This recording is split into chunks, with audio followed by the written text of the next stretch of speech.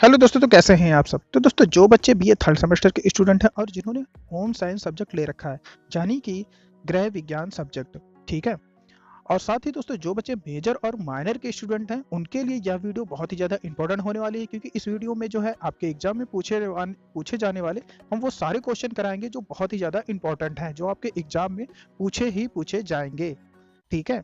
तो इस वीडियो में दोस्तों हम जो है होम साइंस का जो फर्स्ट पेपर होता है, उसके सारे क्वेश्चन आपको इस वीडियो में कराएंगे, क्योंकि आपका जो होम साइंस का फर्स्ट पेपर है वो मेजर और माइनर दोनों स्टूडेंटों के लिए होगा, ठीक है। तो यहाँ पर जैसा कि आप स्क्रीन पे देख सकते हैं कि कुछ क्वेश्चन हमने यहाँ पे लिख रखे हैं। तो इसमें जो सबसे पहला क्वेश्चन है, जल्दी से देख लेते हैं कौन सा है। पोषण को परिभाषित कीजिए, आहार का कार्य के अनुसार वर्गीकरण कीजिए। तो जो क्वेश्चन है इसको बहुत अच्छे से समझिए कि क्वेश्चन क्या बोल रहा है, यानी कि पोषण की जो है डिफिनेशन आपको बतानी है।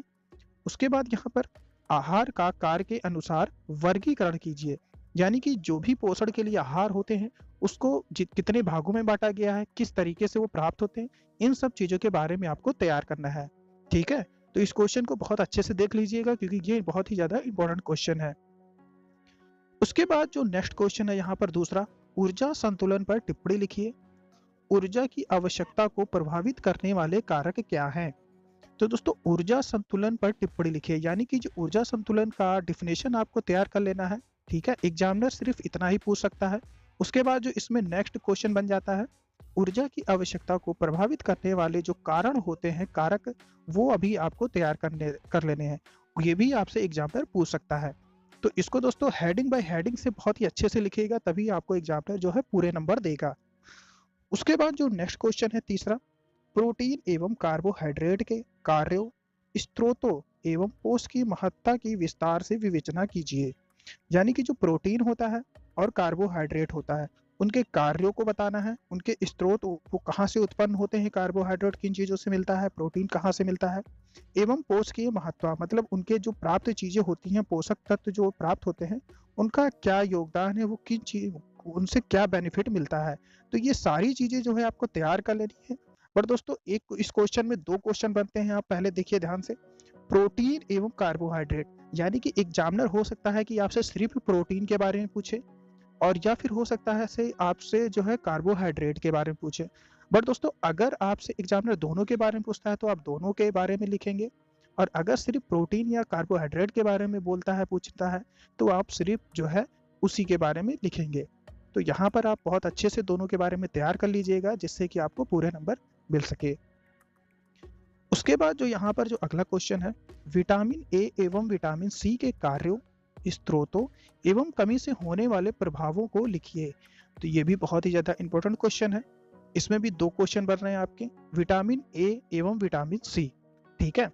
तो अगर एग्जामिनर आपसे सिर्फ विटामिन ए के बारे में पूछता है तो आप सिर्फ विटामिन ए के बारे में लिखेंगे, और यदि विटामिन सी के बारे में एग्जामिनर पूछता है तो आप सिर्फ विटामिन सी के बारे में लिखेंगे। बट दोस्तों, अगर एग्जामिनर दोनों के बारे में पूछता है तो आपको दोनों के आंसर लिखने हैं। और साथ ही दोस्तों, इनके जो है स्रोत एवं कमी से होने वाले जो प्रभाव होते हैं, उनके बारे में बहुत अच्छे से आपको तैयार कर लेना है, ठीक है दोस्तों। इसमें जो दोस्तों इंपॉर्टेंट चीज़ है वो है आपकी हेडिंग। तो हेडिंग को इंग्लिश के साथ ही, मतलब हेडिंग जब हिंदी में आप डालेंगे तो कोशिश करिए कि उसको इंग्लिश में भी लिख दें, जिससे कि जो एग्जामिनर होता है वो इससे थोड़ा अट्रैक्शन बढ़ जाता है क्वेश्चन के आंसर का।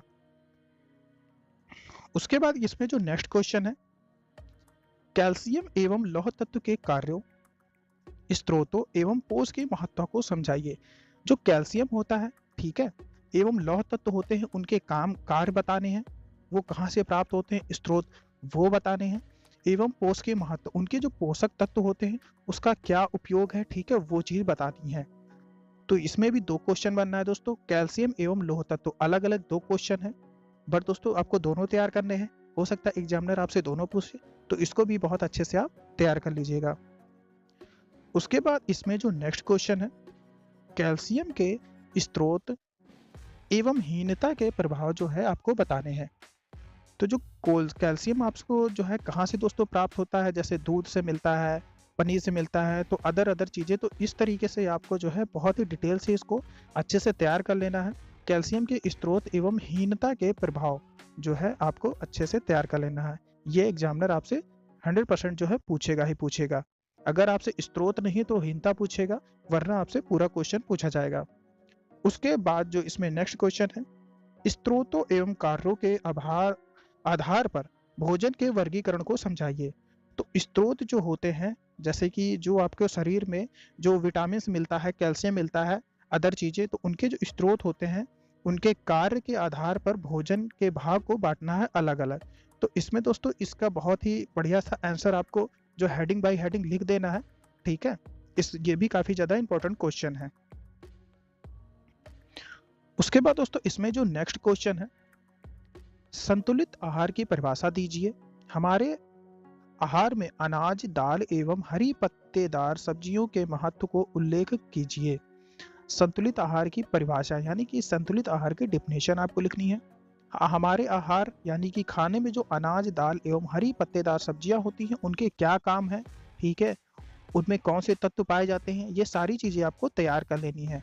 तो ये क्वेश्चन बहुत ही ज्यादा इंपॉर्टेंट है, इसको भी आप अच्छे से तैयार कर लीजिएगा।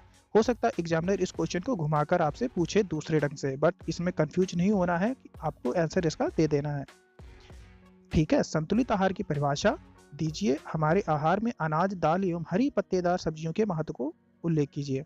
उसके बाद जो नेक्स्ट क्वेश्चन है, निम्नलिखित भोज्य पदार्थों के पोषकीय संगठन पर प्रकाश डालिए। तो ये भी काफी ज्यादा इंपॉर्टेंट क्वेश्चन है। निम्नलिखित भोज्य के पदार्थों के पोषकीय संगठन पर प्रकाश डालिए। तो इसमें दो जो इसमें दिए हुए हैं, पहला है दुग्ध एवं दुग्ध उत्पाद और दूसरा है सब्जियां एवं फल। तो इसमें दोस्तों बहुत सारे क्वेश्चन बन जाते हैं इस क्वेश्चन से, तो इसको बहुत अच्छे से आप तैयार कर लीजिएगा। एग्जामिनर आपसे पूछेगा ही पूछेगा इस क्वेश्चन को, बट घुमा कर पूछेगा, ये तय है। इसमें जो है भोज्य पदार्थों के पोषक संगठन पर प्रकाश डाले, यानी कि जो खाने वाली चीजें होती हैं उसका जो पोषक होता है उसके बारे में पार्ट बाय पार्ट आपको तैयार कर लेना है।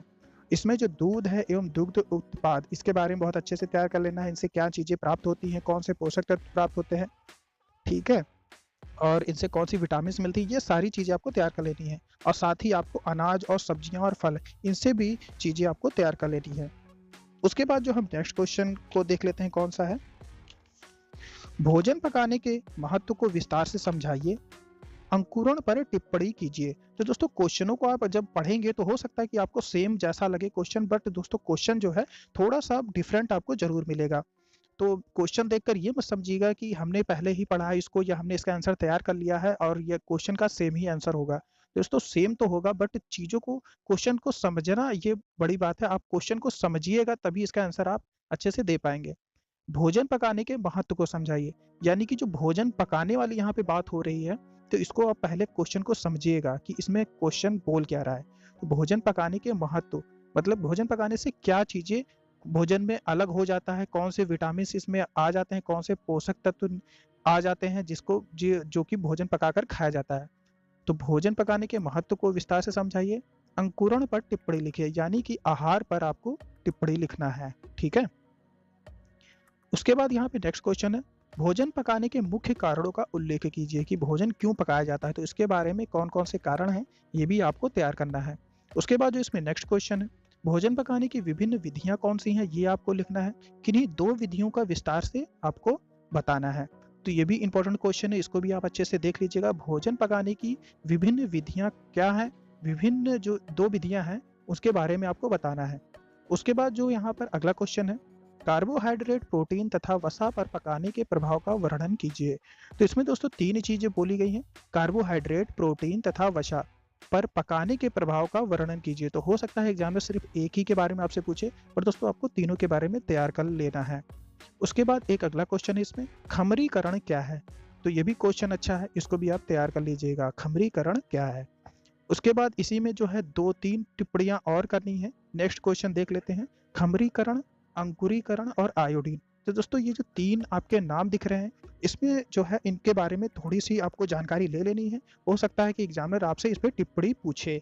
तो ये सारे क्वेश्चन काफी ज्यादा इंपॉर्टेंट है। अगर इनमें से आप 7 से 8 क्वेश्चन भी तैयार करके जाते हैं तो आपका पूरा पेपर जो है सॉल्व हो जाएगा और आपको पूरे नंबर मिलेंगे। तो आई होप ये वीडियो आपको अच्छी लगी होगी। अगर कोई भी कंफ्यूजन हो तो आप कमेंट करके पूछ सकते हैं और चैनल को सब्सक्राइब जरूर कर लेंगे और अपने दोस्तों के साथ इस वीडियो को शेयर करेंगे जिनके पास होम साइंस सब्जेक्ट है। Thank you.